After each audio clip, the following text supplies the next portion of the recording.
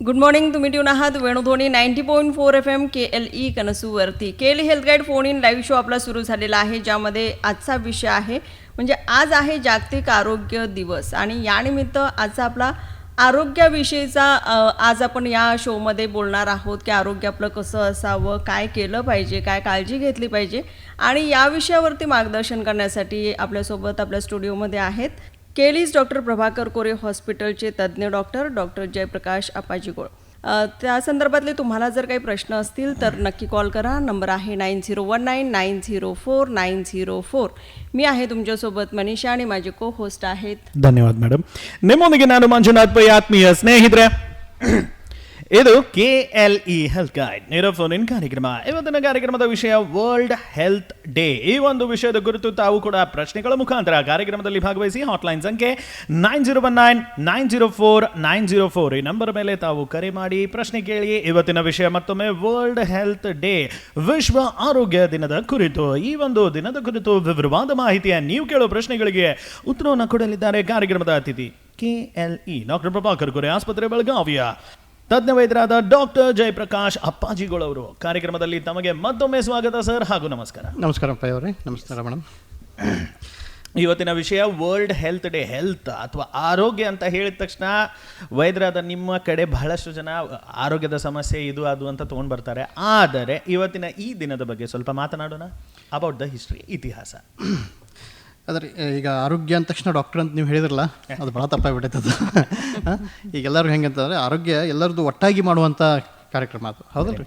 ಈಗ ಆರೋಗ್ಯ ಡಾಕ್ಟರ್ ನೋಡ್ಕೋತಾರೆ, ನಾವ್ಯಾಕೆ ನೋಡ್ಕೋಬೇಕಂದ್ರೆ ತಪ್ಪಾಗ್ತೈತಿ. ಇದು ಸಾಮಾಜಿಕವಾಗಿ ಎಲ್ಲರೂ ಆಗಿ, ಸಾಮಾಜಿಕವಾಗಿ ಸೋಷಿಯಲ್ ಆಗಿ ಅಥವಾ ಮನೆಗೂ ಎಲ್ಲರೂ ನಮ್ಮದು ರೆಸ್ಪಾನ್ಸಿಬಿಲಿಟಿ ಅಂತ ಮಾಡಿದರೆ ಆರೋಗ್ಯವನ್ನು ಅಥವಾ ಸಮಾಜದ ಆರೋಗ್ಯವನ್ನು ಸರಿಯಾಗಿ ಇಟ್ಕೋಬೋದು. ಇದೇ ರೀತಿ ಎಷ್ಟೋ ವರ್ಷದಿಂದ ನಮ್ಮ ಜಗತ್ತಿನಲ್ಲಿ ಯುದ್ಧಗಳು ನಡೀತಾ ಇದ್ದಾವೆ ರೀ. ಈಗೂ ನಡೀತಿದ್ದಾವೆ. ಅದೇ ಥರ ಪ್ರಥಮ ಏನು first world war, second world war, ಈ ಥರ ವಾರ್ಸ್ ಎಲ್ಲ ಆಗಿ ಎಲ್ಲ ಮುಗಿದ್ಮೇಲೆ, ಸೆಕೆಂಡ್ ವರ್ಲ್ಡ್ ವಾರ್ ಮುಗಿದ್ಮೇಲೆ ಜಾಗತಿಕ ಆರೋಗ್ಯದ ಬಗ್ಗೆ ಸ್ವಲ್ಪ ಕಾಳಜಿ ಐತಿ ಎಲ್ಲ ದೇಶದವರಿಗೆ, ಎಸ್ಪೆಷಲಿ ಡೆವಲಪ್ಡ್ ಕಂಟ್ರಿಯಲ್ಲಿ. ಅದಕ್ಕಾಗಿ ಆರೋಗ್ಯ ಕೇವಲ ಗಡಿಗಾಗಿ ಮೀಸಲಾಗಬಾರ್ದು, ಬಾರ್ಡರ್ಗಷ್ಟೇ ಸಂಬಂಧ ಇರಬಾರ್ದು. ಆರೋಗ್ಯ ಎಲ್ಲರಿಗೂ ಬೇಕೇ ಬೇಕು. ಮತ್ತು ಈ ಆರೋಗ್ಯ ಕೊಡೋಕ್ಕೆ ಒಂದೇ ದೇಶ, ಒಂದೇ ಸಮಾಜ, ಒಂದೇ ಆರ್ಥಿಕ ಪರಿಸ್ಥಿತಿ ಸೀಮಿತವಾಗಿರಬಾರ್ದು. ಎಲ್ಲರಿಗೂ ಆರೋಗ್ಯ ಸರಿಯಾಗಿ ಸಮಾನವಾಗಿ ಸಿಗಬೇಕಂತ ಮುಂದುವರಿದ ದೇಶಗಳು ಸೇರಿ ಒಂದು ಆರ್ಗನೈಸೇಷನ್ ಮಾಡಿದ್ರು. ಅದಕ್ಕೆ ವರ್ಲ್ಡ್ ಹೆಲ್ತ್ ಆರ್ಗನೈಸೇಷನ್ ಅಂತ ಹೆಸರಿಟ್ರಿ. ಅದು 1948ರಲ್ಲಿ ಸ್ಥಾಪನೆ ಆಯಿತು. ಈ ಸ್ಥಾಪನಾ ದಿವಸವನ್ನು ಏಪ್ರಿಲ್ 7 ನಾವು ವಿಶ್ವ ಆರೋಗ್ಯ ದಿವಸ ಅಂತ ಸೆಲೆಬ್ರೇಟ್ ಮಾಡ್ತೀವಿ. ಅದರ ಸಲುವಾಗಿ ಇವತ್ತು 7 ಏಪ್ರಿಲ್ ಇರೋದ್ರಿಂದ ನಾವು ವಿಶ್ವ ಆರೋಗ್ಯ ಸಂಸ್ಥೆ ದಿನವನ್ನು ಆಚರಿಸ್ತಿದ್ವಿ.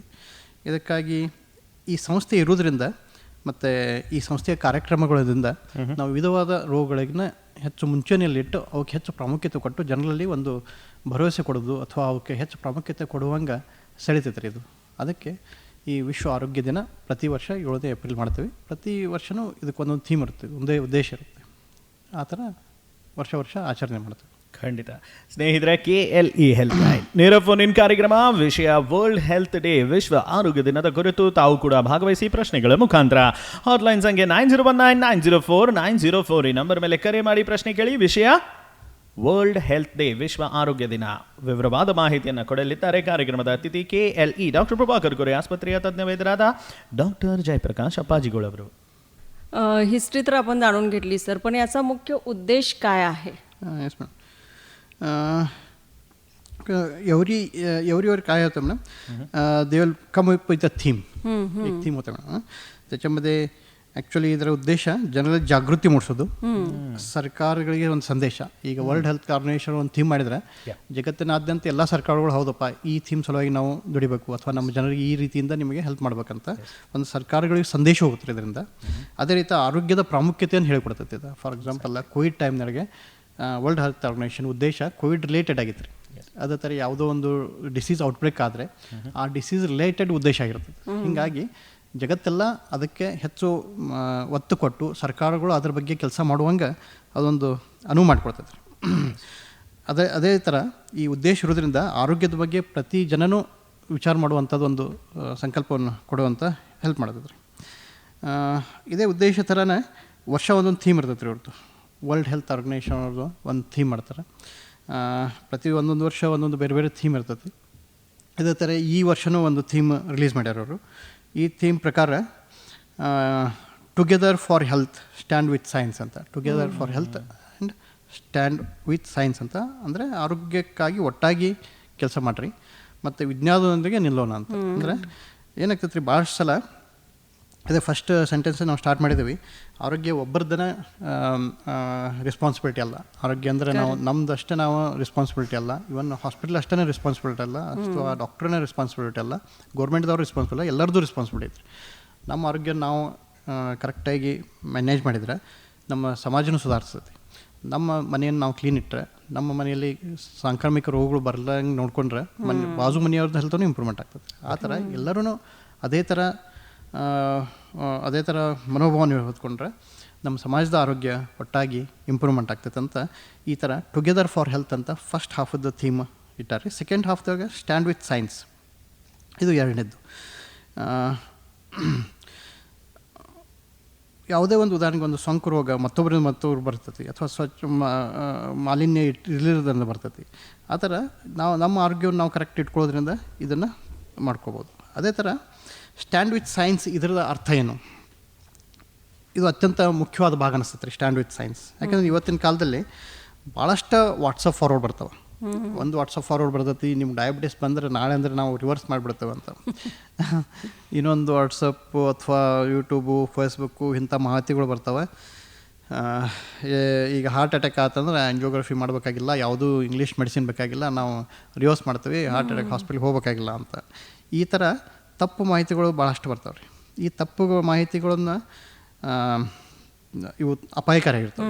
ಈ ಅಪಾಯಕಾರಿ ಇರೋದ್ರಿಂದ ನಾವು ಇದನ್ನು ನಂಬೋಕ್ಕಾಗಿಲ್ಲ. ಅದಕ್ಕೆ second half stand with science ಬಹಳ ಇಂಪಾರ್ಟೆಂಟ್ ದೃಢ ನಿರ್ಧಾರದ ವಾಕ್ಯ ಐತ್ರಿ ಅದು. ಈಗ ಸ್ಟ್ಯಾಂಡ್ ವಿತ್ ಸೈನ್ಸ್ ಅಂತ ಯಾಕಂತೀವಂದ್ರೆ, ಎನಿ सायंटिफिक नॉलेज काय आहे तर मॅडम त्याच्या बिहाइंड स्ट्रेंथ असते. Strength in the sense scientific ಮಾಹಿತಿ ವಿಜ್ಞಾನದಲ್ಲಿ ಇದು ಪರೀಕ್ಷೆ ಮಾಡಿದಿರುತ್ತೆ ರೀ. ಅಂದ್ರೆ ಆಲ್ರೆಡಿ ಸ್ಟಡೀಸ್ ಆಗಿರ್ತಾವೆ, ಆಲ್ರೆಡಿ ಸೈಂಟಿಫಿಕ್ ಬೇಸಿಸ್ ಇರ್ತೈತಿ, ಮತ್ತು ಇದನ್ನು ಸಂಶೋಧನೆ ಮಾಡಿದಿರ್ತೈತೆ ರೀ. ಯಾವುದೇ ಒಂದು ಮೆಡಿಸಿನ್ ಬಂತು, ಯಾವುದೋ ವ್ಯಾಕ್ಸಿನ್ ಬಂತಂದ್ರೆ ಇದರಿಂದ ಪರೀಕ್ಷೆಗಳಾಗಿರ್ತಾವೆ, ಸಾಕಷ್ಟು ಪರೀಕ್ಷೆಗಳಾಗಿರ್ತಾವೆ, ವರ್ಷಗಟ್ಟಲೆ ಪರೀಕ್ಷೆಗಳಾಗಿರ್ತಾವೆ ರೀ, ವರ್ಷಗಟ್ಟಲೆ ಸಂಶೋಧನೆ ಆಗಿರ್ತೈತಿ.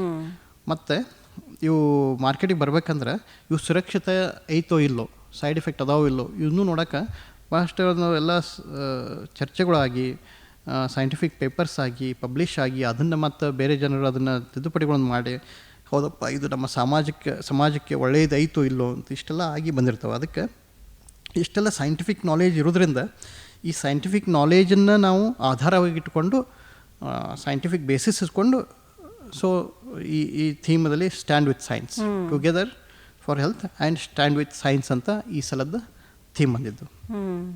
ಸೊ ಈಗ ವಿಚಾರ ಮಾಡಿದ್ರೆ ನಾವು ಲಸಿಕೆಗಳು ಲಕ್ಷಾಂತರ ಜೀವನಗಳು ಉಳಿಸ್ಯಾವ್ರಿ. ಲಸಿಕೆಗಳು for example smallpox almost ಡಿಸೀಸನ್ನು ಎರಾಡಿಕೇಟ್ ಮಾಡೈತಿ. ಅದೇ ಥರ ಎಷ್ಟೊಂದು ಡಿಸೀಸು, ಪೋಲಿಯೋ ಆಲ್ಮೋಸ್ಟ್ ಎರಾಡಿಕೇಟ್ ಆಗೈತಿ. ಇದು ವಿಜ್ಞಾನದ ಸಂಶೋಧನೆಯ ಒಂದು ರಿಸಲ್ಟ್ ಇದು. ಸೊ ಇವೆಲ್ಲ ಇಷ್ಟೊಂದು ಒಳ್ಳೆಯದಾಗಿದೆ. ಫಾರ್ ಎಕ್ಸಾಂಪಲ್ ಆಂಟಿಬಯೋಟಿಕ್ಸ್ ಬಂದ ಮೇಲೆ ಎಷ್ಟೊಂದು ಇನ್ಫೆಕ್ಷನ್ಗಳು, ಆಲ್ಮೋಸ್ಟ್ 50% ಆಫ್ ಟೈಮ್ಸ್ ಇನ್ಫೆಕ್ಷನ್ ಆದವರು ಜೀವನ ಕಳ್ಕೊತಿದ್ರು. ಈಗ ಇದು ಎಲ್ಲ ಆಂಟಿಬಯೋಟಿಕ್ಸ್ ಬಂತು, ಫಸ್ಟ್ ಪೆನ್ಸಿಲಿನು ಇವೆಲ್ಲ ಬಂದಮೇಲೆ ಎಷ್ಟೊಂದು ನಿಮೋನಿಯಾಸು ಅಥವಾ ಇನ್ಫೆಕ್ಷನ್ಸು ಎಲ್ಲನೂ ಕಡಿಮೆ ಆಗಿದೆ, ಸರ್ವೈವಲ್ ಜಾಸ್ತಿ ಆಗಿದೆ ರೀ. ಸೊ ಸೈನ್ಸಿಂದ ಭಾಳಷ್ಟು ಹೆಲ್ತ್ ಇಂಪ್ರೂವ್ಮೆಂಟ್ ಆಗೈತೆ ರೀ, ಜನರದ್ದು ಜಾಗತಿಕವಾಗಿ ಎಲ್ಲರದ್ದು ಹೆಲ್ತ್ ಇಂಪ್ರೂವ್ಮೆಂಟ್ ಆಗೈತಿ. ಸೊ ಅದಕ್ಕೆ ಒತ್ತು ಕೊಟ್ಟು ಈ ಸಲ ಥೀಮ್ದಲ್ಲಿ ನಾವು ಸ್ಟ್ಯಾಂಡ್ ವಿತ್ ಸೈನ್ಸ್ ಅಂತ ಸೆಂಟೆನ್ಸು ಅವರು ಅಳವಡಿಸ್ಕೊಂಡಾರು. ನಾವು ವಿಜ್ಞಾನವನ್ನು ನಂಬಬೇಕು ರೀ, ಅಪವಾಹಗಳನ್ನಲ್ಲ. ಅಪವಾಹಗಳು ಹಂಗೆ ಚಾಲ್ತಿಯಲ್ಲಿರ್ತಾವೆ, ಬಿಕಾಸ್ ಆಫ್ ಸೋಷಿಯಲ್ ಮೀಡಿಯಾ ಈಸಿಯಾಗಿ ಅವೈಲಬಿಲಿಟಿ ಇರೋದ್ರಿಂದ ಒಬ್ರಿಗೊಬ್ಬರಿಗೆ ಗ್ರೂಪ್ಸಲ್ಲಿರ್ತಾವೆ, ಗ್ರೂಪಲ್ಲಿ ಫಾರ್ವರ್ಡ್ ಮಾಡ್ತಾರೆ. ಹೀಗಾಗಿ ಮೋಸ ಹೋಗೋರು ಭಾಳ ಜನ ಅದಾರೆ. ಯಾವುದೋ ಒಂದು ಡಿಸೀಸನ್ನು ನಾವು ಪೂರ್ಣ ಏನು ಕ್ಯೂರ್ ಮಾಡ್ತೇವೆ ಅಂತ, ಭಾಳಷ್ಟು ಡಿಸೀಸ್ಗೆ ಕ್ಯೂರ್ ಇಲ್ಲ. ಬಟ್ ಇವು ಸಾಮಾಜಿಕ ಜಾಲತಾಣದಲ್ಲಿ ತಪ್ಪಾಗಿ ಮಾಹಿತಿಗಳು ಸೋರೋದ್ರಿಂದ ಎಷ್ಟೋ ಜನ ಲಕ್ಷಗಟ್ಟಲೆ ದುಡ್ಡು ಹಾಕಿ ಏನೂ ಆಗಲಾರ್ದು ವಾಪಸ್ ಬಂದು ಮತ್ತೆ ಇದು ಮಾಡ್ತಾರೆ. ಅದಕ್ಕೆ ಸೊ ಈ ವರ್ಷದ ಥೀಮಲ್ಲಿ ಸ್ಟ್ಯಾಂಡ್ ವಿತ್ ಸೈನ್ಸ್ ಅನ್ನೋದು ಮಹತ್ವದ ಸೆಂಟೆನ್ಸನ್ನು ವರ್ಲ್ಡ್ ಹೆಲ್ತ್ ಆರ್ಗನೈಸೇಷನ್ अळवडीस्ಕೊಂಡೈತೆ ರೀ. सो ಇದಕ್ಕೆ ನಾವು ಸ್ಟ್ರೆಸ್ ಮಾಡಬೇಕಾಗುತ್ತೆ. Correct sir. म्हणजे यावर्षीची जी थीम आहे ती खूप रिलेट करते, म्हणजे सगळ्यांनी एकत्र येऊन सायन्सला बरोबर घेऊन किंवा त्याच्या माध्यमातूनच आपण पुढं गेलं पाहिजे. अर्थात तुम्ही म्हटल्यासारखं सोशल मीडियावरती खूप साऱ्या अफवा पसरतात आणि त्याला लोक बळी पडतात, म्हणजे ते फॉलोही करतात लोक. विथ पिक्चरेशन येते मॅडम, पिक्चरेशन व्हिडिओ येते. हो ना. हार्ट अटॅक पर्सन एंटर होते, नंतर 1-5 मिनिटला वापस येते नॉर्मल झाले म्हणून. बरोबर. तर अशा सगळ्या गोष्टींना नक्कीच लोकांनी त्याला फॉलो करू नये. अर्थात तुम्ही म्हटल्यासारखं एखादं औषध मार्केटमध्ये आणायचं म्हटलं तर खूप वर्षापासून त्याच्यावरती स्टडी होत असते, खूप सारे एक्सपेरिमेंट केले जातात आणि नंतर ते मार्केटला येतं, त्यामुळे तो अभ्यास हा वेगळाच असतो. एक कॉलर जॉईन होत आहेत सर. ಹಲೋ ಹಾಂ ನಮಸ್ಕಾರ. ಹಾ ನಮಸ್ಕಾರ ರೀ. ಹೇಳಿ ಮೇಡಮ್, ನಿಮ್ಮ ಪ್ರಶ್ನೆ ಏನು? ಸರ್, ಈಗ ಮಕ್ಕಳು ಈಗ ಹುಟ್ಟಿದ ಮಕ್ಕಳನ್ನ ಹೆಂಗ್ ನೋಡ್ಕೋಬೇಕ್ರಿ ಸರ್? ಅವ್ರನ್ನ ಹೆಂಗ್ ಆರೈಕೆ ಮಾಡ್ಬೇಕು? ಈಗ ಬೇಸಿಗೆ ಕಾಲ ಐತಲ್ರಿ, ಹಂಗಾಗಿ. ಅದೇ ಮೇಡಮ್, ಹುಟ್ಟಿದ ಮಕ್ಕಳಿಗೆ ಟೆಂಪ್ರೇಚರ್ ನಿಯಂತ್ರಣ ಬೇಕಾಗುತ್ತೆ ರೀ. ಅತಿ ಬೇಸಿಗೆ ಇದ್ದಾಗ ಅವ್ರ ಬಾಡಿ ಟೆಂಪ್ರೇಚರ್ ಹೆಚ್ಚಾಗಿ ತೊಂದರೆಗಳು ಆಗ್ಬೋದು ರೀ. ಅದಕ್ಕೆ ಫ್ಯಾನು, AC ಆ ಥರ ಮಾಡೋದು. ಅದೇ ರೀತಿ ಕ್ಲೀನ್ಲಿನೆಸ್ ಮೇಂಟೈನ್ ಮಾಡೋದು ಭಾಳ ಇಂಪಾರ್ಟೆಂಟ್ ರೀ ಮೇಡಮ್. ಒಂದು ಯಾವುದೋ ಒಂದು ಏನೋ ಒಂದು ಕಸವನ್ನು ಮುಟ್ಟಿ ಅವ್ರನ್ನ ಮಕ್ಕಳನ್ನ ಮುಟ್ಟೋದಕ್ಕಿಂತ ಮೊದಲು ಕೈ ತೊಳ್ಕೊಳ್ಳೋದು. ಹ್ಯಾಂಡ್ ವಾಷಿಂಗ್ ಭಾಳ ಇಂಪಾರ್ಟೆಂಟ್ ಐತೆ ರೀ ಮೇಡಮ್. ಎಲ್ಲರೂ ಹೆಲ್ತ್ ಆಸ್ಪೆಕ್ಟಲ್ಲಿ ಮನೆಯಲ್ಲೇ ಆದರೂ ಹಾಸ್ಪಿಟಲ್ ಆದರೂ ನಾವಾದರೂ ಹೇಳ್ತೇವೆ, ಹ್ಯಾಂಡ್ ವಾಷಿಂಗಿಗೆ ಭಾಳ ಪ್ರಾಮುಖ್ಯತೆ ಐತೆ ರೀ. ಮಗುನ ಮುಟ್ಟೋಕ್ಕಿಂತ ಮೊದಲು ಸೋಪ್ದಿಂದ ಹ್ಯಾಂಡ್ ವಾಷಿಂಗ್ ಮಾಡೋದ್ರಿಂದ, ಅಥವಾ ಮುಟ್ಟಿದ ಮೇಲೆ ಅದಕ್ಕೆ ಊಟ ಕೊಡುವಾಗ ಅಥವಾ ಹಾಲು ಕೊಡುವಾಗ ಹ್ಯಾಂಡ್ ವಾಷಿಂಗ್ ಮಾಡಿ ಆಮೇಲೆ ಕೊಡೋದ್ರಿಂದನೂ ಭಾಳ ಹೆಲ್ಪ್ ಆಗ್ತದೆ ರೀ. ಕ್ಲೀನ್ಲಿನೆಸ್ಸು, ಟೆಂಪ್ರೇಚರ್ ಮೇಂಟೆನೆನ್ಸು, ಆಮೇಲೆ ಹ್ಯಾಂಡ್ ವಾಷಿಂಗು, ಇವು ಮೂರು ಮಗುವನ್ನು ಚಿಕಿತ್ಸೆ ಮಾಡೋದು, ಮನೆಯಲ್ಲಿ ಚಿಕಿತ್ಸೆ ಮಾಡೋಕೆ ಇಂಪಾರ್ಟೆಂಟ್ ಆಸ್ಪೆಕ್ಟ್ಸ್ ರೀ. थँक्यू सो मच कॉल केल्याबद्दल. आणि तुम्हालाही असे काही प्रश्न असतील तर नक्की कॉल करा. नंबर आहे 9019904904. जागतिक आरोग्य दिनानिमित्त फोन इन लाईव्ह शो आपला सुरू आहे. डॉक्टर जयप्रकाश अप्पाजी गोळ आपल्यासोबत आहेत. ಇದು KLE ಹೆಲ್ತ್ ಗೈಡ್ ನೇರ ಫೋನ್ ಇನ್ ಕಾರ್ಯಕ್ರಮ. ಸ್ನೇಹಿತರೆ, ವರ್ಲ್ಡ್ ಹೆಲ್ತ್ ಡೇ, ವಿಶ್ವ ಆರೋಗ್ಯ ದಿನದ ಕುರಿತು ವಿವರವಾದ ಮಾಹಿತಿ ಡಾಕ್ಟರ್ ಜಯಪ್ರಕಾಶ್ ಅಪ್ಪಾಜಿಗೋಳ್ ಅವರು ಕೊಡ್ತಾ ಇದ್ದಾರೆ. ತಾವು ಕೂಡ ಭಾಗವಹಿಸಿ. ಹಾಟ್ಲೈನ್ ಸಂಖ್ಯೆ 9019904904 ಈ ನಂಬರ್ ಮೇಲೆ ಪ್ರಶ್ನೆಯನ್ನು ಕೇಳಿ ಕಾರ್ಯಕ್ರಮದಲ್ಲಿ ಭಾಗವಹಿಸಿ. ಡಾಕ್ಟರ್ ಸರ್, ಇವತ್ತಿನ ಈ ಒಂದು ವಿಷಯ ಕೇಳಿದ ತಕ್ಷಣ ನೀವು ಆರಂಭದಲ್ಲಿ ಹೇಳಿದ್ರಿ, ಆರೋಗ್ಯ ಅನ್ನೋದು ಬರೇ ವೈದ್ಯರ ಜವಾಬ್ದಾರಿ ಅಲ್ಲ, ನಾವು ಎಲ್ಲರೂ ಒಟ್ಟಾಗಿ ಮಾಡಬೇಕು ಅಂತ. ಆನ್ ದ ಹೋಲ್ ಹೆಲ್ತ್ ಅಂದ್ರೇನು, ಆರೋಗ್ಯ ಅಂದ್ರೇನು? ವೆರಿ ಇಂಪಾರ್ಟೆಂಟ್ ಕ್ವಶನ್ ರೀ ಇದು. ಆರೋಗ್ಯ ಅಂದರೆ ಭಾಳಷ್ಟು ಜನ ನನಗೆ ಯಾವುದೂ ರೋಗ ಇಲ್ಲ ಅನ್ನೋದು ಅಷ್ಟೇ ತಿಳಿತಾರೆ. ಹಾಗಲ್ಲ, ವರ್ಲ್ಡ್ ಹೆಲ್ತ್ ಆರ್ಗನೈಸೇಷನ್ ಅವರು ಹೆಂಗೆ ಡಿಫೈನ್ ಮಾಡಿದ್ದಾರೆ ಅಂದರೆ, ಇದ್ರ ಪ್ರಕಾರ ವ್ಯಾಖ್ಯಾನ ಏನು ಮಾಡಿದ್ದಾರೆ ಅಂದರೆ, ಆರೋಗ್ಯ ಅಂದರೆ ದೈಹಿಕ, ಮಾನಸಿಕ ಮತ್ತು ಸಾಮಾಜಿಕ ಸುಖ, ಮೂರೂ ಇಂಪಾರ್ಟೆಂಟ್. ಬರೀ ಇವತ್ತು ಜ್ವರ ಇಲ್ಲ ಅನ್ನೋ ಆರೋಗ್ಯ ದಿನ ಅಂತಲ್ಲ, ಅಂದರೆ ಸಿಂಪ್ಲಿಫೈ ಮಾಡಿ ಹೇಳಾಕ್ತೀನಿ. ಆರೋಗ್ಯ ಅಂದರೆ ಇದು ದೈಹಿಕ, ಮಾನಸಿಕ ಮತ್ತು ಸಾಮಾಜಿಕ ಸುಖ. ಅಂದರೆ ನಮ್ಮ ದೇಹ ಚೆನ್ನಾಗಿರಬೇಕು, ಮನಸ್ಸು ಶಾಂತಿಯಾಗಿರಬೇಕು, ನಮ್ಮ ಸಮಾಜದ ಜೊತೆ ಹೊಂದಾಣಿಕೆನೂ ಇರಬೇಕು. ಇವು ಮೂರು ಇದ್ದಾಗ ನಾವು ಆರೋಗ್ಯ ಅಂತ ಕರಿತೇವೆ. ಸೊ ಅದೇ ರೀತಿ ಈಗ ಆರೋಗ್ಯ, ಇಂದಿನ ಆರೋಗ್ಯ ಸವಾಲುಗಳು ಏನು ಚಾಲೆಂಜಸ್ ಅದಾವೆ? ಖಂಡಿತ ಅದರ ಚಾಲೆಂಜಸ್ಗಳ ಬಗ್ಗೆ ಮಾತನಾಡೋಣ. ಕರೆ ಒಂದು ಬರ್ತಾ ಇದೆ. ಹಲೋ, ನಮಸ್ಕಾರ. ನಮಸ್ಕಾರ. ನಮಸ್ಕಾರ, ತಮ್ಮ ಹೆಸರು? ಸುಮನ ಅಂತ. ಸುಮನ ಅವರೇ, ವೈದ್ಯರೊಂದಿಗೆ ಮಾತನಾಡಿ ಪ್ರಶ್ನೆಯನ್ನ ಕೇಳಿ. ಹೇಳಿ ಮೇಡಮ್. ಹಲೋ ಡಾಕ್ಟರ್, ನಮಸ್ಕಾರ. ನಮಸ್ಕಾರ ಮೇಡಮ್. ಈಗ ಹೆಲ್ತ್, ಈಗ ಬ್ಯಾಸಿಗೆ ಕಾಲ ಇದೆ, ಒಂದು 50+ ಇದ್ದವರು, ವಯಸ್ಸಾದವರು ಯಾವ ಬಿಸಿಲು ಟೈಮಿಗೆ ಹೊರಗೆ ಹೋಗ್ತೀವಿ ಅಲ್ಲ, ಅದು ಯಾವ ಟೈಮ್ ನಾವು ಅವಾಯ್ಡ್ ಮಾಡಬೇಕು ಒಂದು.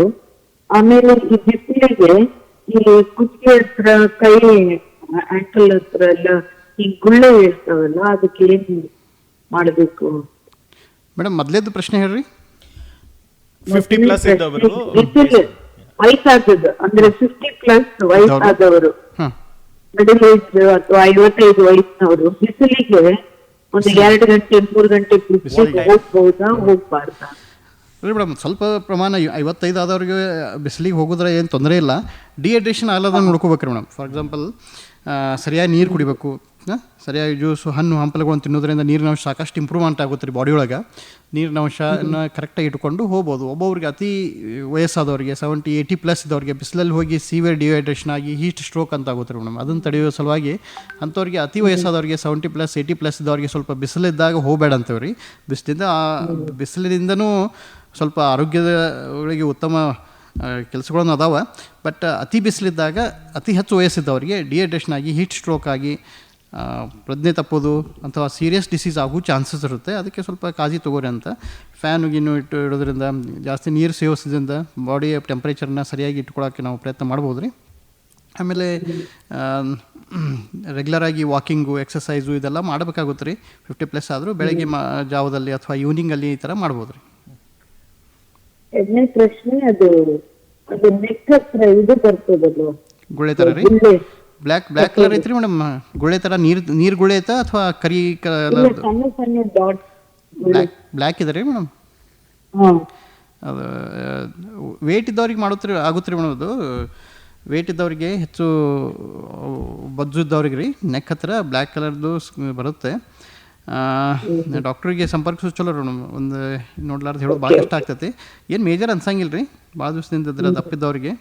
ಅಂದ್ರೆ ನಾನು ಅದು ಬಿಸಿಲಿಗೆ ಬರ್ತದೆ, ಕುತ್ತಿಗೆಲ್ಲ ಅದು ಬೆವರಿಗೆ ಬರ್ತದೆ. ಅದೇ ರೀ, ಬಿಸಿಲಿಗೂ ಆಗ್ತೈತೆ ರೀ ಮೇಡಮ್. ಬಿಸಿಲಿಂದ ಅಲರ್ಜಿಯಿಂದನೂ ಕುತ್ತಿಗೆ ಸುತ್ತರಿಗೂ ಆಗ್ತೈತೆ ರೀ. ವಿಟಮಿನ್ ಡೆಫಿಷಿಯನ್ಸಿಂದ ಆಗ್ತೈತಿ.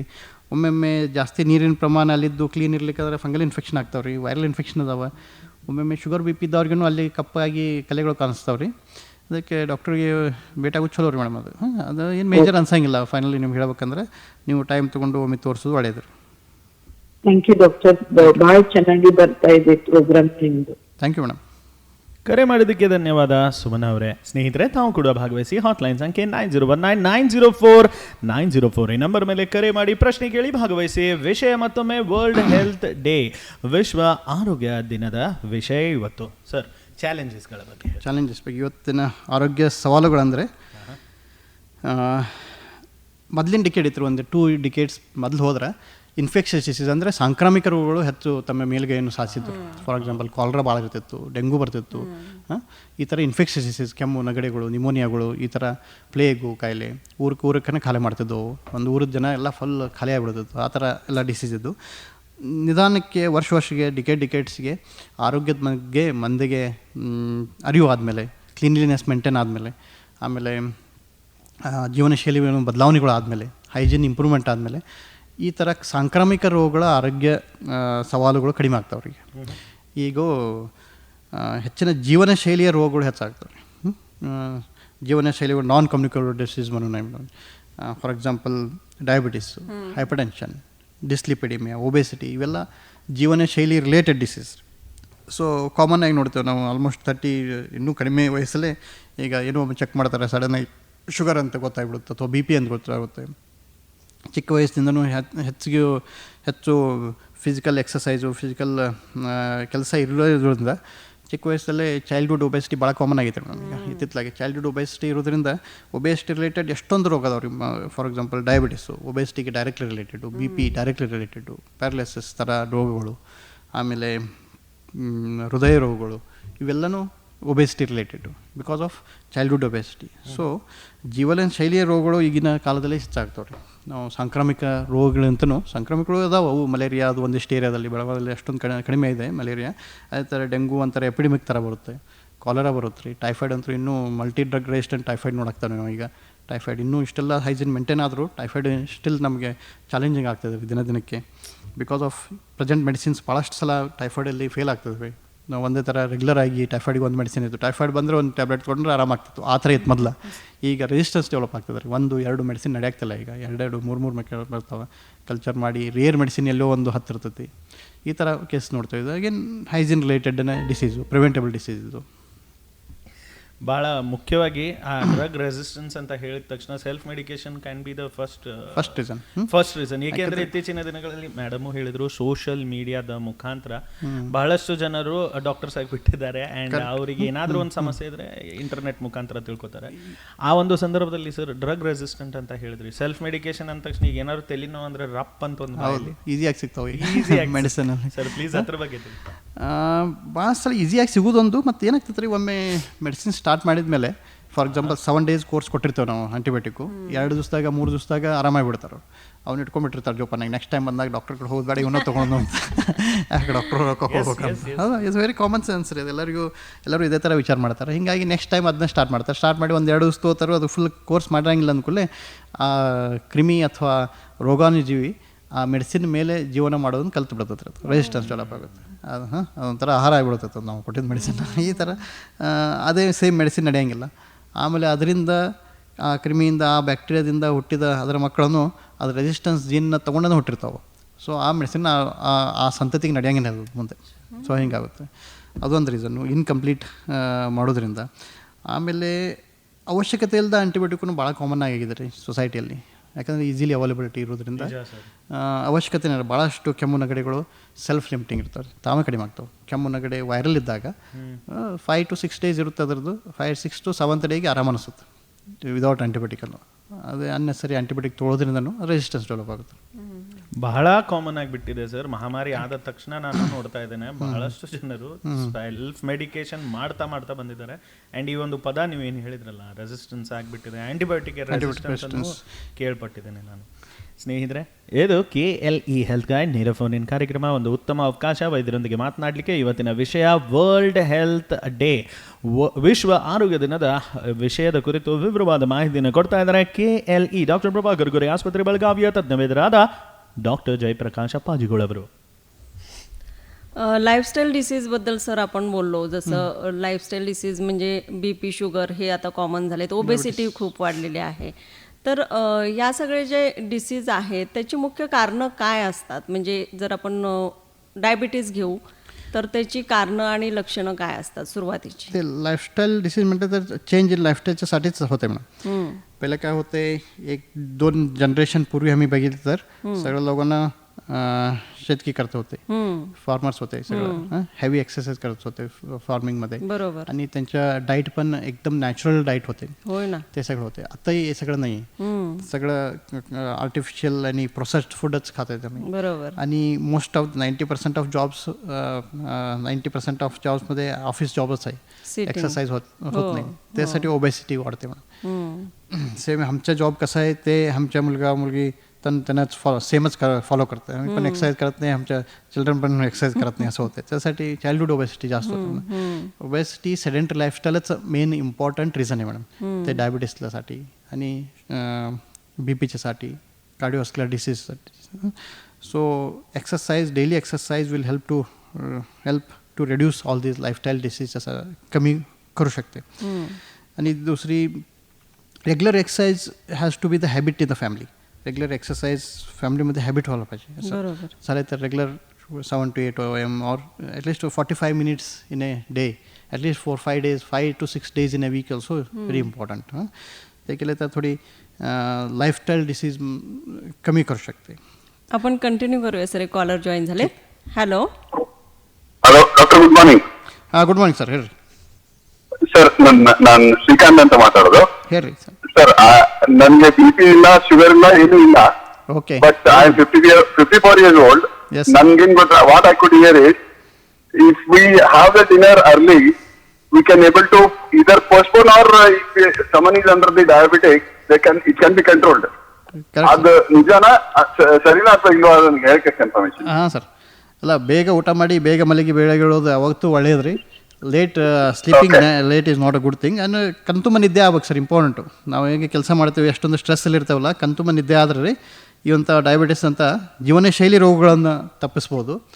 ನೀವು ಹೇಳೋದು ಪಾರ್ಟಿ ಕರೆಕ್ಟ್ ಇದೆ ರೀ. ಅದ್ರ ಬಗ್ಗೆ ಸ್ಟಡೀಸ್ ಇದಾವ, ಸೈಂಟಿಫಿಕ್ ಎವಿಡೆನ್ಸು ಐತೆ ರೀ. ಬೇಗ ಊಟ ಮಾಡಬೇಕು, ಈವ್ನಿಂಗು ಬೇಗ ಮಲಗೋದ್ರಿಂದ ಹೆಲ್ಪ್ ಆಗುತ್ತೆ ಅಂತ. ಸರಿ doctor, thank you so much doctor. Thanks for the information. Srikanth ಅವರೇ, ಕರೆ ಮಾಡಿದ್ದಕ್ಕೆ ಧನ್ಯವಾದ. ಬಹಳ ಒಂದು ಮುಖ್ಯವಾದ ಪ್ರಶ್ನೆಯನ್ನು ಕೇಳಿಬಿಟ್ರು. ಆ್ಯಂಡ್ ಹಿರಿಯರು ಹೇಳ್ತಿದ್ರು, ಜಲ್ದಿ ಮಲಗ್ರಿ, ಜಲ್ದಿ ಆಹಾರ ಸೇವಿಸಿ, ಇದು ಅದು ಅಂತ. ನಾವು ವಾಪಸ್ ಆ ಹಿರಿಯರು ಹೇಳಿರುವ ಸಾಂಪ್ರದಾಯಿಕ ಆಹಾರ, ಸಾಂಪ್ರದಾಯಿಕ ಪದ್ಧತಿಗೆ ಒಳಗಾದರೆ ಹೆಲ್ದಿ आरोग्य नमदागुತ್ತೆ. लाईफस्टाईल डिसीज बद्दल बोलत होतो आणि त्याची कारणं आणि डायबिटीज बद्दलची मुख्य लक्षणं. डायबिटीसमध्ये काय होते madam, most of the time diabetes accidentally detection होते मॅडम. पेशंट वेगळे कारणसाठी डॉक्टरकडे होते. रेग्युलर रुटीन चेकअपमध्ये शुगर एकदम जास्त असते, असंच कॉमन डिटेक्शन असंच होतं. इवन BP पण असंच आहे. आणि रोगाचे लक्षण म्हटले तर आम्ही बोलते पॉलियुरिया पॉलिडिप्सिया म्हणून, पॉलियुरिया पॉलिडिप्सिया, पॉलिफेजिया म्हणून म्हटलं तर जास्त युरिन होते, जास्त थर्स्ट होते आणि जास्त भूक लागते. बरं, हे तिन्ही डायबिटीसचं मुख्य लक्षण आहे. ओके. आम्ही काय खाल्ले तर डायबिटीसमध्ये काय होतं आहे, काय तर खाल्ले तर ते ग्लुकोज होते आणि सगळं युरिनला पास होते. अच्छा. पास झालं तर काय बॉडीला एनर्जी मिळत नाही. ओके.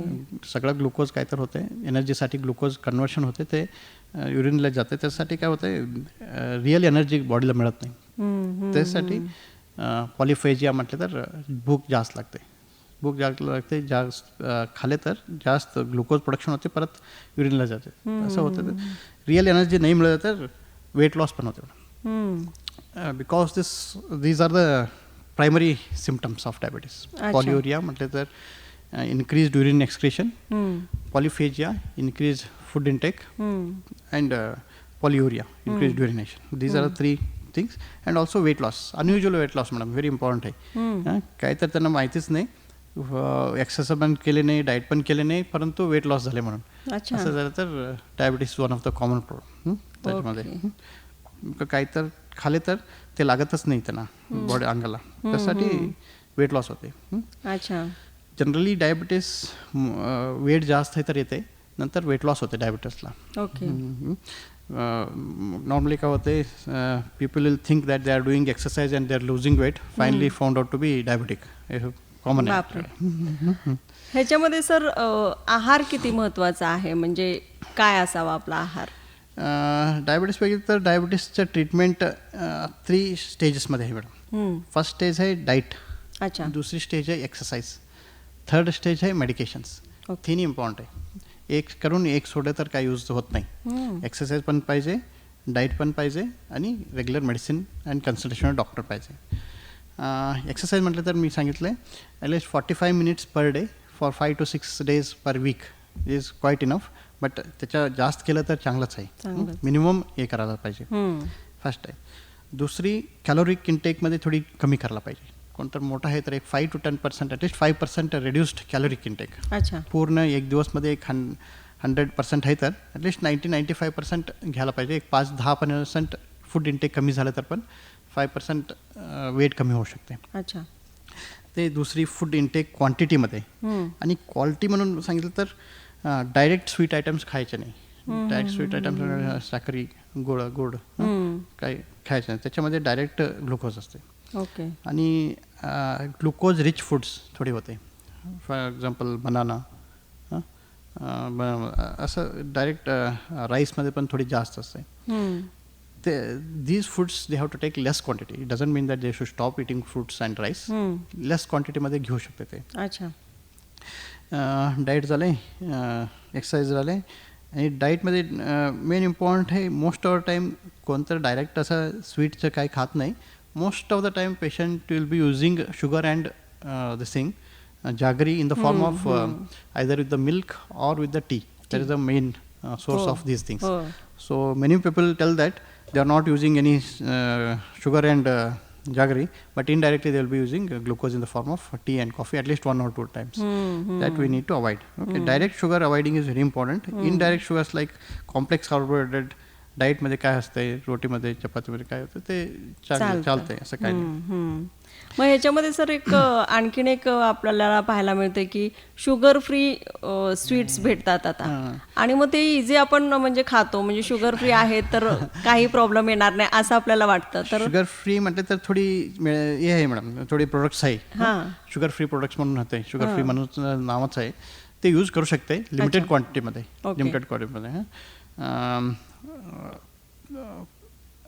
एक कप टी मध्ये एक टॅबलेट फॉर्ममध्ये येते आणि पावडर पण येते. एक टॅबलेट असं लिमिटेड क्वांटिटीमध्ये यूज करू शकते. आणि बेकरीमध्ये स्वीट आयटम्स पण नसते शुगर फ्री. तेच किती शुगर फ्री आहे म्हणून आम्ही बोलू शकत नाही. ट्राय करायचं, थोडी त्याच्यामध्ये काय तर लेबल गिबल आहे तर बघून यूज करायचं, जास्त अवॉइड करायचं चांगलं आहे मॅडम. शेवटी क्वांटिटीवर आपण लक्ष दिलं पाहिजे. क्वांटिटी पण इम्पॉर्टंट आहे मॅडम. क्वांटिटी पण आहे, क्वांटिटी पण आहे. मोठं आहे तर क्वांटिटी कमी केले तर वेट कमीच होते. वेट कमी झाला तर डायबिटीसचा कंट्रोल चांगला येते मॅडम. एक 5% 10% वेट कमी झाले तर गोळीचं यूज पण कमी होते. एक 10% 10% गोळी पण आम्ही कमी करू शकते. त्यासाठी weight reduction very important cornerstone हे आहे डायबिटीस मॅनेजमेंटमध्ये. आणि तिसरी आहे आफ्टर डाईट, एक्सरसाइज, मेडिसिन पण पाहिजे म्हणून.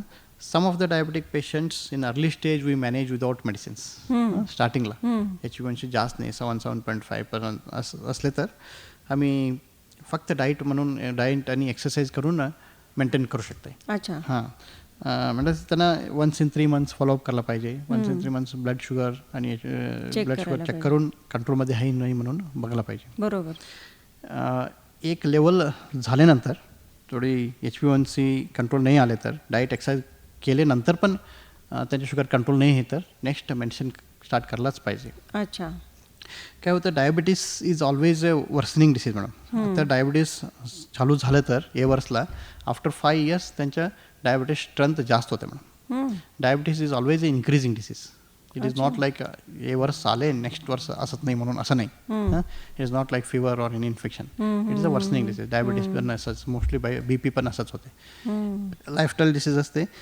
एज झाल्यानंतर, जास्त एज झाल्यानंतर स्ट्रेंथ जास्त होते. डायबिटीसमध्ये काय होतं आहे, insulin it is a disease of insulin depletion. Insulin कमी होतं बॉडीला, इन्सुलिन प्रोडक्शन कमी होते.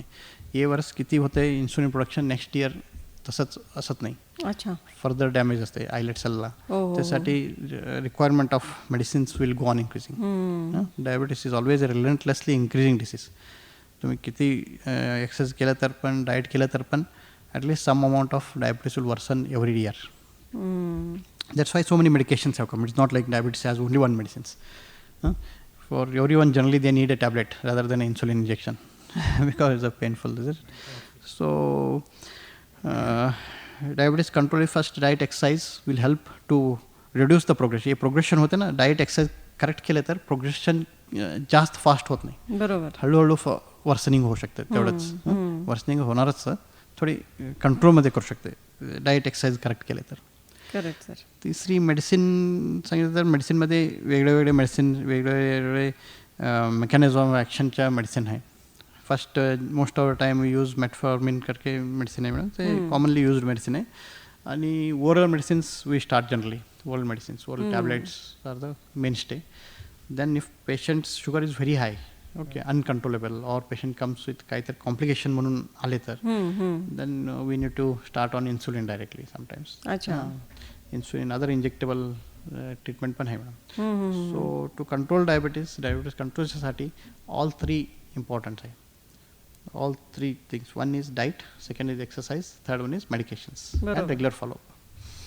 ह्या तिन्हींमध्ये रेग्युलर असणं खूप महत्वाचं Very आहे important. तिन्ही गोष्टींसाठी. एक्सरसाइज केले, डाएट केले, गोळी पण घेत असते. शुगर जास्त झाल्यानंतर डॉक्टरकडे भेटले नाही तर शुगर जास्तच असते. डॉक्टरकडे भेटून गोळी adjustment 1 in 3 months 4 months according to doctor's visit करायला पाहिजे. बरोबर. आणि हे सगळं काही डॉक्टरांच्या सल्ल्यानुसारच केलं पाहिजे, त्यांच्या सल्ल्याशिवाय काहीच करू नये. त्यांचा ॲडवाईस खूप महत्त्वाचा आहे. बरोबर. केली health guide phone in live show आपला सुरू आहे आणि जागतिक आरोग्य दिनानिमित्त आपण बोलतोय. डॉक्टर जयप्रकाश अप्पाजी कोळ आपल्यासोबत आहेत.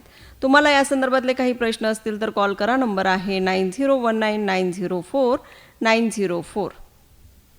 ಸ್ನೇಹಿತರೆ, ಭಾಳ ಮುಖ್ಯವಾದ ಒಂದು ವಿಷಯ ವಿಶ್ವ ಆರೋಗ್ಯ ದಿನ.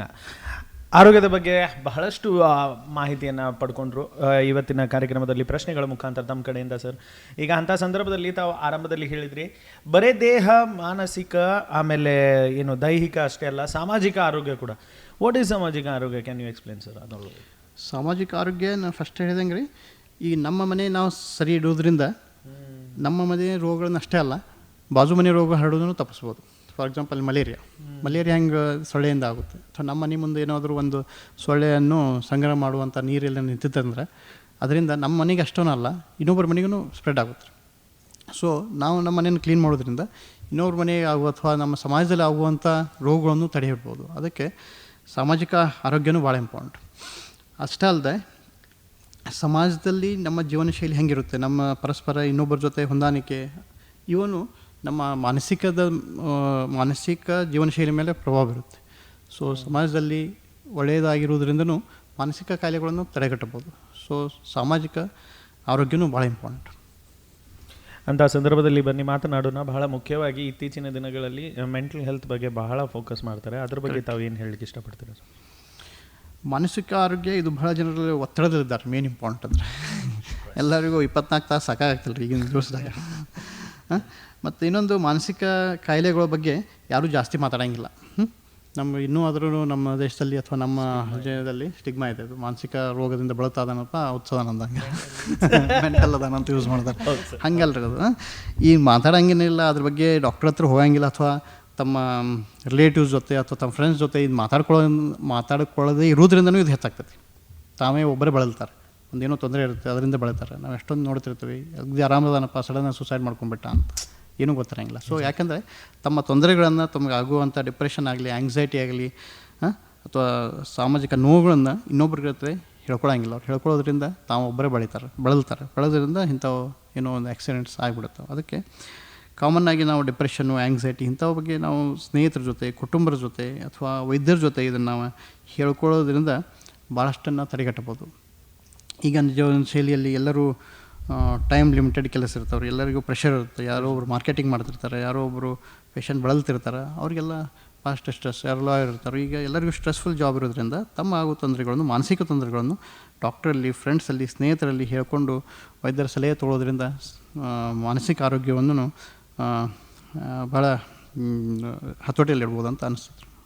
ಸೊ ಅಂಥ ಸಂದರ್ಭದಲ್ಲಿ ಪ್ರಶ್ನೆ, ಅಫ್ಕೋರ್ಸ್ ಮೇಡಮ್ ಡಯಾಬಿಟೀಸ್ ಬಗ್ಗೆನೂ ಕೇಳಿದರು. ಇನ್ ಜನರಲ್ ಬಹಳಷ್ಟು ರೋಗಗಳಿಗೆ ಸ್ಟ್ರೆಸ್ ಎಷ್ಟು ದೊಡ್ಡ ಕಾರಣ ಆಗ್ಬೋದು? ಸ್ಟ್ರೆಸ್ ಒಂದು ಇಂಪಾರ್ಟೆಂಟ್ ಕಾರಣ ಇದೆ ರೀ. ಯಾಕೆಂದರೆ ಎಲ್ಲ ಡಿಸೀಸ್ಗಳು ಮಾನಸಿಕ ಅಷ್ಟೇ ಅಲ್ಲ, ಇವನ್ ಡಯಾಬಿಟಿಸು, ಬ್ಲಡ್ ಪ್ರೆಷರು, ಆಮೇಲೆ obesity, even increase stress increases food intake ಅಂತ ಸ್ಟಡೀಸ್ ಇದೆ. ಹೌದು, ಯಾರು ಸ್ಟ್ರೆಸ್ಸಲ್ಲಿ ಇರ್ತಾರೆ ಹೆಚ್ಚು, they start eating more, they spend time eating. Stress ಕಡಿಮೆ ಮಾಡೋಕ್ಕೆ ಜಾಸ್ತಿ ಊಟ ಮಾಡ್ತಾರೆ, ಇದರಿಂದ ಒಬೇಸಿಟಿ ಆಗುತ್ತೆ. ಒಬೇಸಿಟಿಯಿಂದ ಅದೇ ಸೈಕಲ್, ಒನ್ಸ್ ಒಬೇಸಿಟಿ ಸ್ಟಾರ್ಟ್ ಆದರೆ it is a cycle of all disease which are like ಒಬೇಸಿಟಿಯಿಂದ ಡಯಾಬಿಟಿಸ್ ಬರುತ್ತೆ, ಡಯಾಬಿಟಿಸಿಂದ ಹೈಪರ್ಟೆನ್ಷನ್ ಬರುತ್ತೆ, ಹೈಪರ್ಟೆನ್ಷನ್ನು dyslipidemia, finally ends up with either neurological disease or heart disease ಥರ.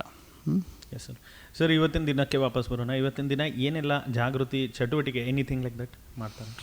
ಜನರಲಿ ಈ ವರ್ಲ್ಡ್ ಹೆಲ್ತ್ ಡೇದಿಂದ ಇದಿರೋದ್ರಿಂದ ಎಲ್ಲ ಆರ್ಗನೈಸೇಷನ್ಸು, ವರ್ಲ್ಡ್ ವೈಡ್ ಆರ್ಗನೈಸೇಷನ್ಸು ತಮ್ಮದೇ ಆದ ಒಂದು ಕಾರ್ಯಕ್ರಮಗಳನ್ನು ನಡೆಸ್ಕೊತಾರೆ. ಎಸ್ಪೆಷಲಿ ನಮ್ಮ ಹಾಸ್ಪಿಟ್ಲ್ ಆಗಿ KLE ಹಾಸ್ಪಿಟ್ಲು, ನಮ್ಮ MD ಸರ್ ಮಾತಾಡಿದರು ಈಗ ಇದ್ರ ಬಗ್ಗೆ. ಆ ಥರ ಅವರು ಒಂದು ಸಂದೇಶ ಕೊಡ್ತಾರೆ ಜನರಿಗೆ. ಆ ಸಂದೇಶ ಕೊಡೋದ್ರಿಂದ ಜನರಿಗೆ ಜಾಗೃತಿ ಬರುತ್ತೆ, ಅವ್ರಿಗೊಂದು ಮಾರ್ಗದರ್ಶನ ಆಗುತ್ತೆ. ಹೌದಪ್ಪ, ಇಂಥ ವರ್ಲ್ಡ್ ಹೆಲ್ತ್ ಡೇ ಅಂತಿದೆ, ಇದಕ್ಕೊಂದು ಥೀಮ್ ಇದೆ.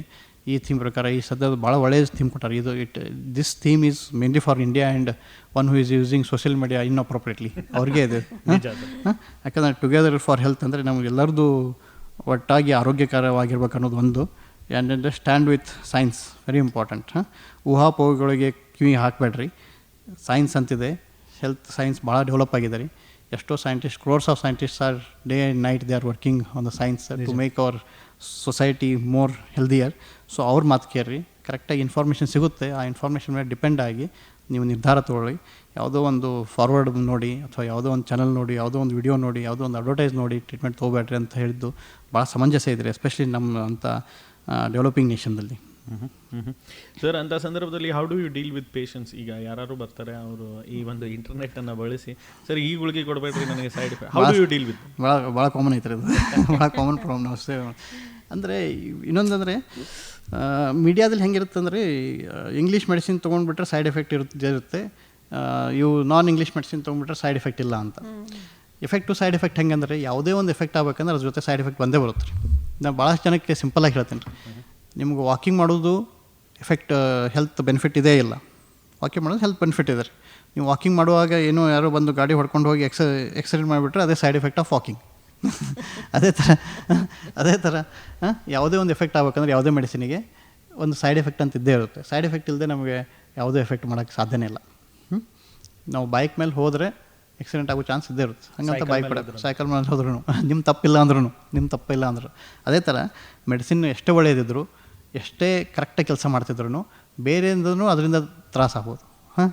ಅದಕ್ಕೆ ಹಿಂಗಿರುವಾಗ, ಈ ಥರ ಇರುವಾಗ ನಾವು ಎದನ್ನು ನಂಬಬೇಕು? ಮೆಡಿಸಿನ್ ಒಳ್ಳೆಯದು ಅಂತ ನಂಬೇಕಾ, ಅಥವಾ ಈಗ ಒಂದಷ್ಟು ಜನ ಕ್ಲೇಮ್ ಮಾಡ್ತಾರೆ ಸೈಡ್ ಎಫೆಕ್ಟೇ ಇಲ್ದ ಅಂತ ಟ್ರೀಟ್ಮೆಂಟ್ ಮಾಡುವಂಥದ್ದು ನಂಬಬೇಕು, ಯಾವ್ದು ನಂಬೇಕಂತ ಭಾಳ ಕನ್ಫ್ಯೂಷನ್ ಆಗುತ್ತೆ. ಅದಕ್ಕೆ ನಮ್ಮ ಇಂಡಿಯಾದಲ್ಲಿ ICMR ಇದೆ ರೀ, ಆಯುಷ್ದು ಗ್ರೂಪ್ ಇದೆ, ಅವರು ರಿಸರ್ಚ್ ಮಾಡ್ತಾರೆ.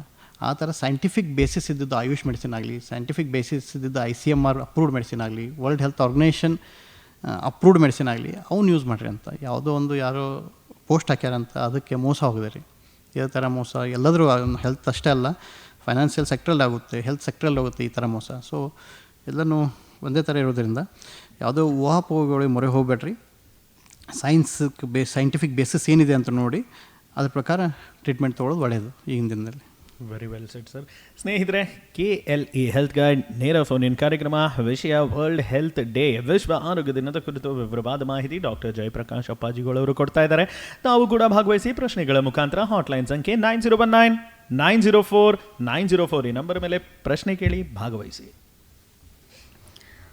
लाईफस्टाईल डिसीजबद्दल सर आपण बोललो आणि त्याच्यामध्ये ओबेसिटीमुळं जे होणारे रोग आहेत किंवा लाईफस्टाईल डिसीज जे आपण BP शुगर घेतलं ते सगळं तर झालं, पण याला सगळ्यांना प्रिव्हेंट करण्यासाठी किंवा प्रिव्हेन्शन म्हणून वॅक्सिनेशनचा रोल काय आहे आणि कुठल्या कुठल्या आजारावरती आपल्याला वॅक्सिनेशन भेटतं? वॅक्सिन एकदम मेन लाईफ चेंजिंग इन्व्हेन्शन आहे मॅडम वॅक्सिनसाठी. First time so many disease we are suffering. आणि असं बघितलं तर ड्रग रेजिस्टन्स हे सगळं बघितलं तर ड्रग रेजिस्टन्स अँटीबायोटिक होते, सगळं अँटीबायोटिक रेजिस्टन्स पण यायला लागले आता. त्यावेळी तर vaccine is the next generation antibiotics you can say like that. काय होते वॅक्सिन दिले तर सो मेनी डिसीज एरॅडिकेट पण करू शकते. Many disease we can decrease the severity also. अच्छा. फॉर एक्झाम्पल TB डिसीजच्यासाठी TB डिसीज एरॅडिकेशन नाही झाले अजून हे हेल्थ प्रॉब्लेम्स आहे, वर्ल्ड चॅलेंज आहे TB डिसीज. परंतु ॲटलिस्ट BCG इंजेक्शन घालले तर at least some amount of protection आहेच मॅडम. ओके. असं वॅक्सिन फुल डिसीज इरॅडिक्शन पण करते. दुसरी इंटेन्सिटी ऑफ द डिसीज पण कमी होते वॅक्सिनच्यासाठी. त्यासाठी vaccination is one of the important invention in health care sector. So many diseases hai madam, vaccine related disease or vaccine curable disease. First important is one should know smallpox is totally eradicated from world because of vaccination. बरोबर. Asach we have almost eradicated is a polio.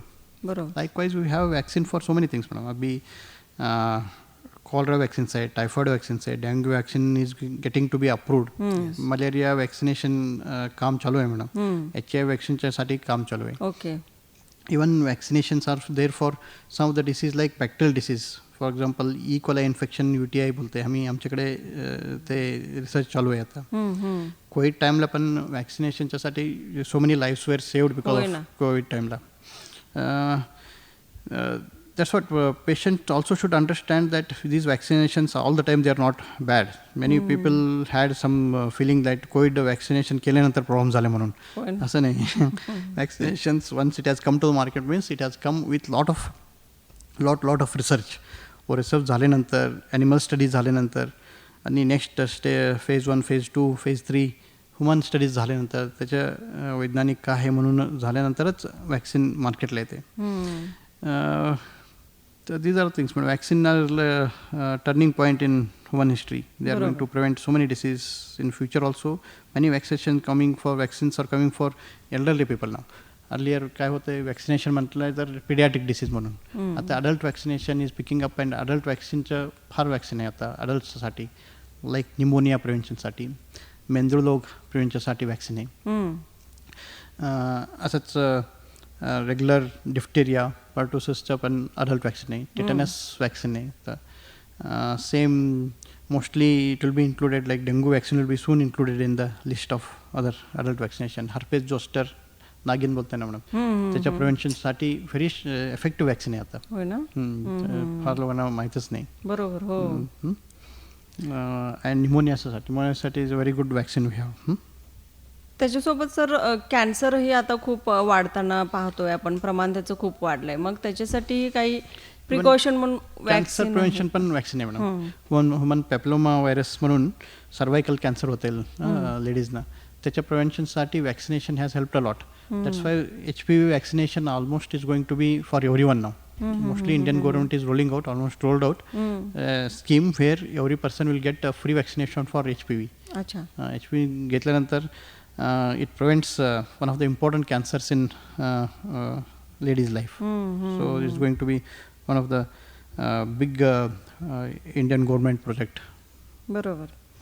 World health day आहे sir आज. तर हेल्थचं महत्त्व तर सर्वांना आहेच, पण तरीसुद्धा आपण आपल्या लिस्नरना काय अशा टिप्स देऊ की त्यांचं डेली रुटीन त्यांनी कसं मेंटेन करावं आणि कितीचा काय असा भाग असावा, म्हणजे डाएट कसं असावं किंवा आपलं एक्सरसाइज किती प्रमाणात असावी आणि बाकीच्या सगळ्या गोष्टी. Some simple changes will bring a lot of difference, madam.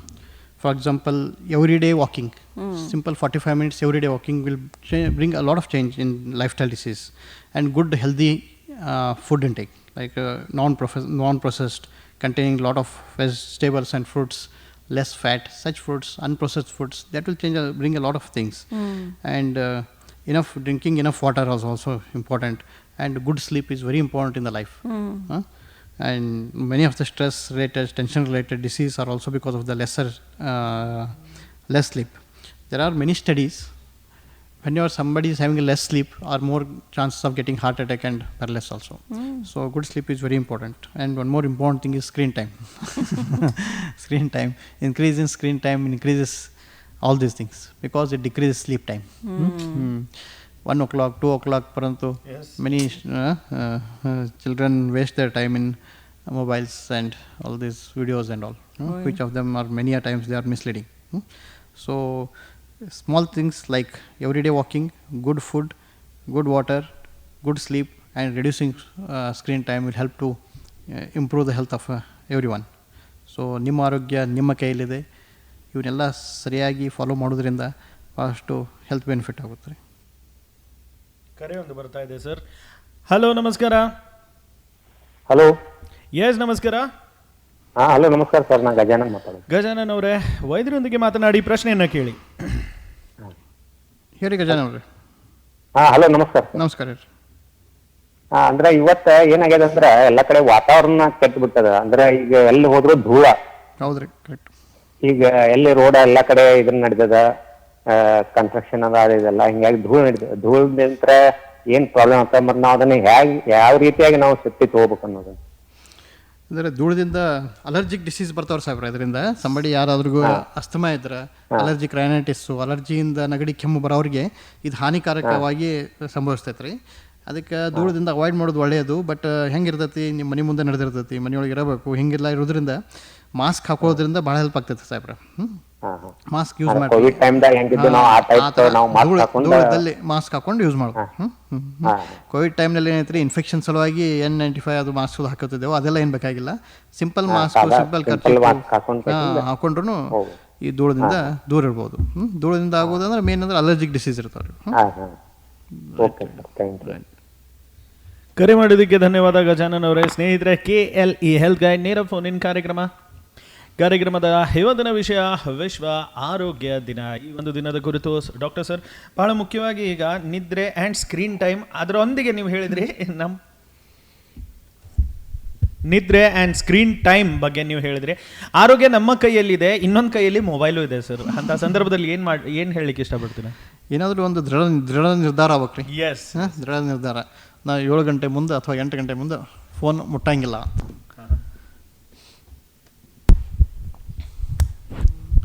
ಯಾವುದೋ ಒಂದು ಟೈಮಿಂಗ್ ಹಾಕೊಂಡು ಈ ಟೈಮ್ ಮುಂದೆ ನಾವು ಫೋನ್ ಮುಟ್ಟಂಗಿಲ್ಲ, ಅಥವಾ ಸ್ಕ್ರೀನ್ ಟೈಮ್ ಅಟ್ಲೀಸ್ಟ್ ನೋಡಂಗಿಲ್ಲ. ಫೋನ್ ತೋರಿ, ಏನೋ ನಿಮ್ಮ ಬಿಸ್ನೆಸ್ಸು ವರ್ಕ್ಗಳಿದ್ರೆ ಫೋನ್ ಯೂಸ್ ಮಾಡಿರಿ, ಫೋನಿಂದ ಮಾತಾಡ್ರಿ. ಬಟ್ ಸೋಷಿಯಲ್ ಮೀಡಿಯಾದಲ್ಲಿ ಟೈಮ್ ವೇಸ್ಟ್ ಮಾಡೋದು, ಸ್ಕ್ರೀನ್ ಟೈಮ್ ಹೆಚ್ಚು ಮಾಡಿ ಕಣ್ಣಿಗೂ ತೊಂದರೆಗಳು, ಭಾಳಷ್ಟು ಚೈಲ್ಡ್ಹುಡ್ ಪ್ಯೂಪಿಲರ್ ರಿಲೇಟೆಡ್ ಡಿಸೀಸು ಬರ್ತಾಯಿದೆ ಚಿಕ್ಕ ಮಕ್ಕಳಲ್ಲಿ, ಸ್ಕೂಲ್ ಗೋಯಿಂಗ್ ಏಜ್ದಲ್ಲಿ. ಅದೇ ಥರ ಇದರಿಂದ ನಿದ್ದೆ ಕೆಡಿಸ್ಕೊಂಡು BP, ಶುಗರು, ಒಬೆಸಿಟಿನೂ ಹೆಚ್ಚಾಗ್ತಾಯಿದೆ, ಸ್ಟ್ರೆಸ್ಸು ಹೆಚ್ಚಾಗ್ತೈತೆ, ನಿದ್ದೆ ಸರಿ ಆಗಂಗಿಲ್ಲ. ಅದಕ್ಕೆ ಒಂದು ಏನಾದ್ರು ನಿರ್ಧಾರ ಮಾಡಿ, ಹೌದಪ್ಪ ನಾ 8 ಗಂಟೆ ಮುಂದೆ ಸ್ಕ್ರೀನ್ ಟೈಮ್ ಯೂಸ್ ಮಾಡೋಂಗಿಲ್ಲ, ಓನ್ಲಿ ಫೋನ್ ಅಷ್ಟೇ ತೊಗೋತೇವೆ ಅಂತ ಈ ಥರ ನಿರ್ಧಾರ ಮಾಡೋದ್ರಿಂದ ಹೆಲ್ಪ್ ಆಗುತ್ತೆ ರೀ.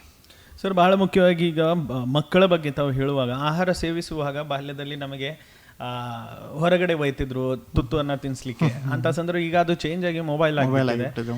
How ಡೇಂಜರಸ್ಲಿ it is affecting. ಯಾಕೆಂದರೆ ಸಟೈಟಿ, ಆ ಫೀಲಿಂಗ್, ಅದು ಹಾರ್ಮೋನಲ್ ಅದೇನಂತಾರೆ ಅದು ಬರ್ತಾನೆ ಇಲ್ಲ. ಅದರಿಂದ ಏನು ಆದಷ್ಟು ಅವಾಯ್ಡ್ ಮಾಡೋಕ್ಕೆ ಟ್ರೈ ಮಾಡ್ಬೇಕು.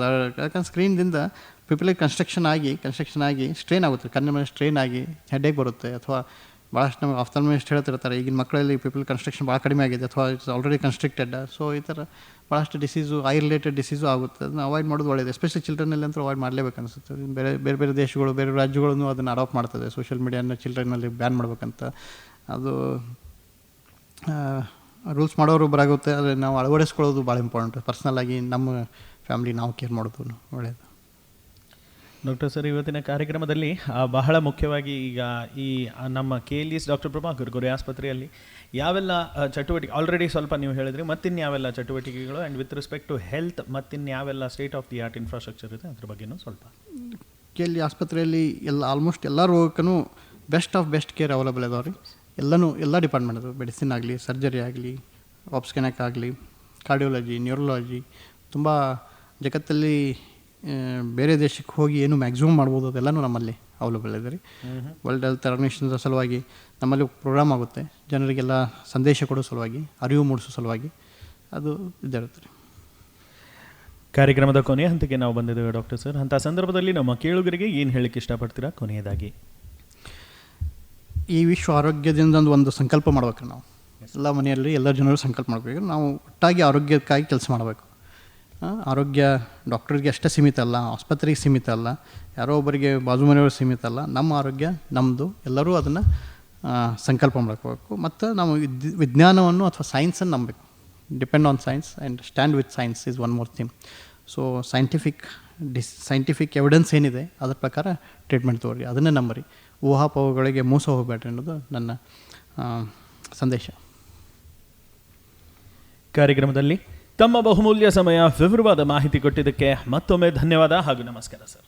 ನಮಸ್ಕಾರ ಸ್ನೇಹಿತರೆ, ಇದಾಗಿತ್ತು KLE ಹೆಲ್ತ್ ಗೈಡ್ ನೇರ ಫೋನ್ ಇನ್ ಕಾರ್ಯಕ್ರಮ. ಇವತ್ತಿನ ಕಾರ್ಯಕ್ರಮದ ವಿಷಯ ವರ್ಲ್ಡ್ ಹೆಲ್ತ್ ಡೇ, ವಿಶ್ವ ಆರೋಗ್ಯ ದಿನದ ಕುರಿತು ವಿವರವಾದ ಮಾಹಿತಿ ಕೊಟ್ಟ KLE ಡಾಕ್ಟರ್ ಪ್ರಭಾಕರ್ ಕೋರೆ ಆಸ್ಪತ್ರೆಯ ತಜ್ಞ ವೈದ್ಯರಾದ ಡಾಕ್ಟರ್ ಜಯಪ್ರಕಾಶ್ ಅಪ್ಪಾಜಿಗಳು ಅವರೊಂದಿಗೆ ನಾನು ಮಂಜುನಾಥ್ ಪೈ ಆ್ಯಂಡ್ ನನ್ನೊಂದಿಗೆ ಇದ್ದಾರೆ मी होते तुमच्यासोबत मनीषा. आणि असेच आमचे नवनवीन कार्यक्रम ऐकण्यासाठी ट्यून इन रहा KLE वेणुध्वनी 90.4 FM वरती. Have a nice time. Bye bye.